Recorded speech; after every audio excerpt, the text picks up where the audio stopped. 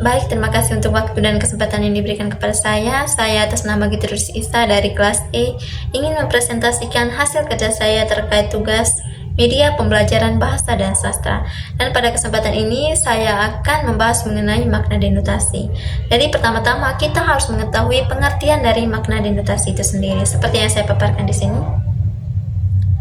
Teman-teman, dari apa yang saya paparkan di sini, saya dapat menyimpulkan bahwa makna denotasi itu teman-teman, kata atau sekelompok kata yang dimana teman-teman maknanya itu sesuai dengan arti yang tercantum di dalam Kamus Besar Bahasa Indonesia.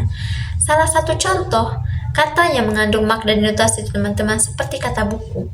Kata buku teman-teman, ia mengandung makna denotasi karena memiliki arti lembaran kertas yang sudah dijilid berisi tulisan atau lembaran kosong.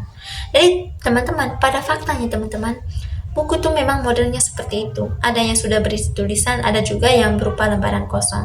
Jadi yang berisi tulisan itu seperti buku pembelajaran atau buku teks lainnya. Sedangkan yang berisi lembaran kosong itu seperti buku yang kita gunakan untuk menulis di dalam proses pembelajaran. Jadi di sini teman-teman, bahwa makna denotasi itu makna yang apa adanya atau makna yang berdasarkan fakta, dan juga makna katanya itu sesuai dengan arti yang tercantum di dalam Kamus Besar Bahasa Indonesia. Lalu yang kedua di sini teman-teman, itu saya membahas mengenai ciri-ciri dari makna denotasi itu sendiri. Seperti yang saya paparkan di sini. Jadi ciri yang pertama di sini itu adalah makna yang sebenarnya. Maksudnya di sini teman-teman, makna denotasi itu tidak mengandung makna tambahan atau makna kiasan.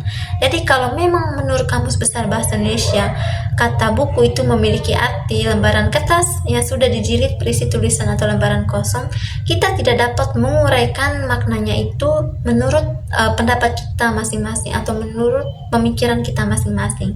Intinya di sini teman-teman harus sesuai dengan Kamus Besar Bahasa Indonesia.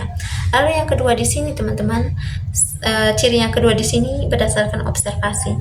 Maksudnya di sini teman-teman, bahwa makna denotasi itu harus berdasarkan pengamatan kita atau harus berdasarkan observasi kita melalui panca indera, sehingga semua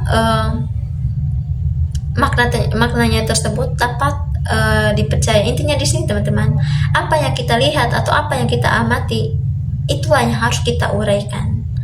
Lalu yang ketiga di sini bersifat objektif. Maksudnya di sini teman-teman, bahwa makna denotasi itu tidak dipengaruhi oleh makna subjektif.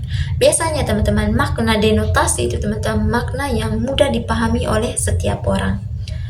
Lalu yang ketiga di sini saya membahas mengenai fungsi dari makna denotasi. Jadi yang pertama di sini adalah memberikan informasi yang akurat.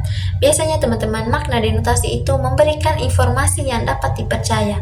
Karena memang teman-teman, informasi atau maknanya itu sudah berdasarkan observasi atau sudah berdasarkan pengamatan, sehingga kata atau maknanya tersebut atau informasi tersebut itu sudah akurat teman-teman, sudah dapat dipercaya.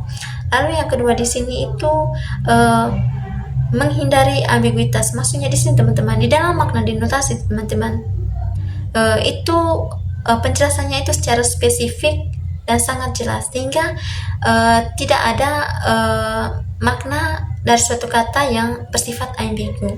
Lalu yang ketiga di sini itu menghindari kesalahpahaman. Maksudnya di sini teman-teman, bahwa makna denotasi itu menghindari kesalahpahaman karena memang maknanya itu apa adanya atau berdasarkan fakta. Jadi tidak ada kesalahpahaman di sini, tidak ada kata yang bersifat ambigu karena memang sudah berdasarkan observasi.